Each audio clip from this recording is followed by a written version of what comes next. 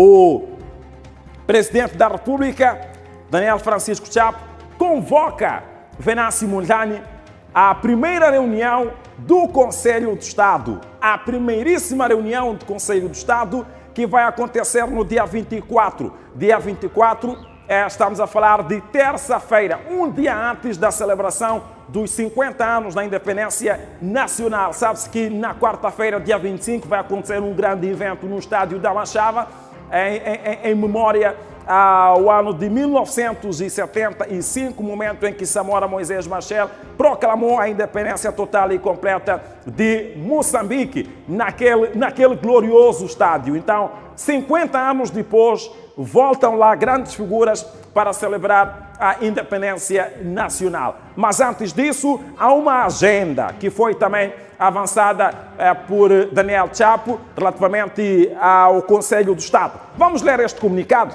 Vamos ler este comunicado, por favor. Eu quero pedir aqui também um pouco de paciência aos nossos telespectadores, porque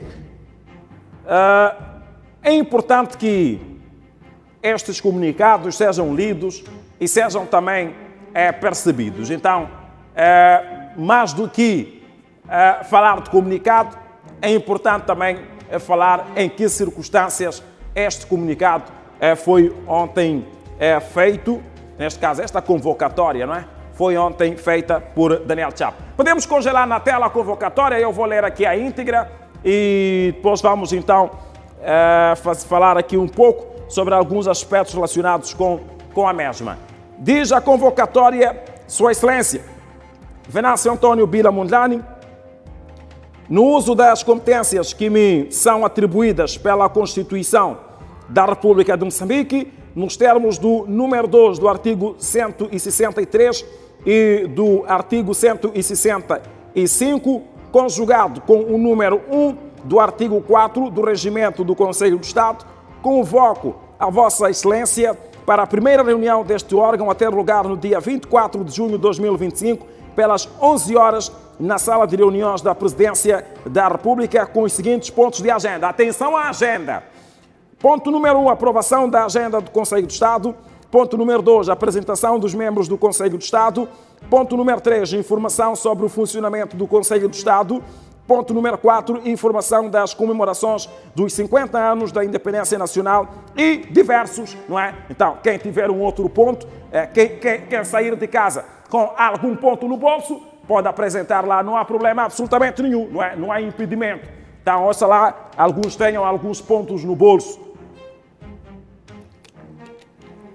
E vão poder apresentar, não é? Vão poder apresentar. Agora, digamos, é comum que nestas convocatórias e também nos comunicados da Presidência haja sempre citação de alguns artigos, não é?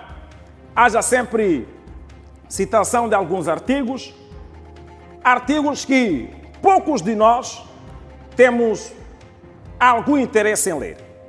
Mas hoje eu gostaria aqui, também por uma questão de fiscalização, não é? Por uma questão de fiscalização, é importante nós começarmos a ter o hábito de ir verificar sobre estes pontos. Pode não parecer importante, mas é fundamental. Por exemplo, invoca-se aqui o artigo número 163, no ponto número 2, não é? O que é que diz a Constituição no ponto número 2 desse artigo?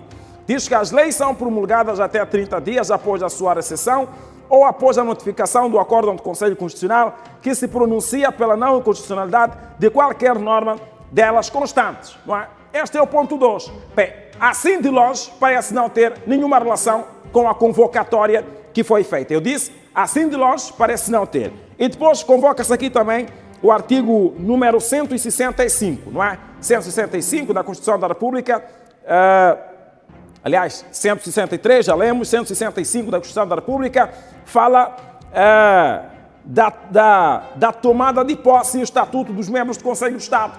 Este ponto é fundamental, porque ainda podia levantar-se uma interrogação relativamente à tomada de posse desses membros do Conselho de Estado. E aqui no ponto de agenda temos a apresentação dos membros do Conselho de Estado. Agora, se esta apresentação poderá consubstanciar na tomada de posse, depois de termos tido algumas nomeações, inclusive eleições pelo Presidente da República e na Assembleia da República, respectivamente, não sei, poderemos ver lá no futuro. Mas o fato é que o artigo 165 aqui,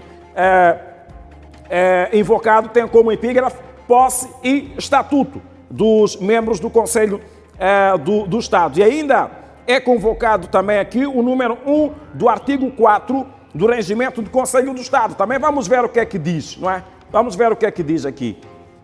Mas não lemos o 65. 65 no ponto 1 diz que os membros do Conselho do Estado tomam posse perante o Presidente da República. Os membros do Conselho do Estado, por inerência, mantêm-se em funções enquanto exercem os seus respectivos cargos. Os membros do Conselho do Estado gozam de regalias, imunidade e tratamento protocolar a serem fixadas por lei. Qual é a lei? É esta lei número 26 de 2005, de 1 de dezembro. Então, nesta lei que também é invocada nesta convocatória, o ponto 1, aliás, peço desculpas, não é lei número 26, não, é lei número 5, não é? Barra 2005 de 1 de dezembro. Então, o que é que diz o ponto 4 desta lei? Fala de consulta e pareceres. Atenção ao ponto 1. A consulta ao Conselho de Estado é obrigatória nos casos previstos no artigo 166, que fala das competências, fala 166 da Constituição da República, fala das competências dos membros do Conselho de Estado.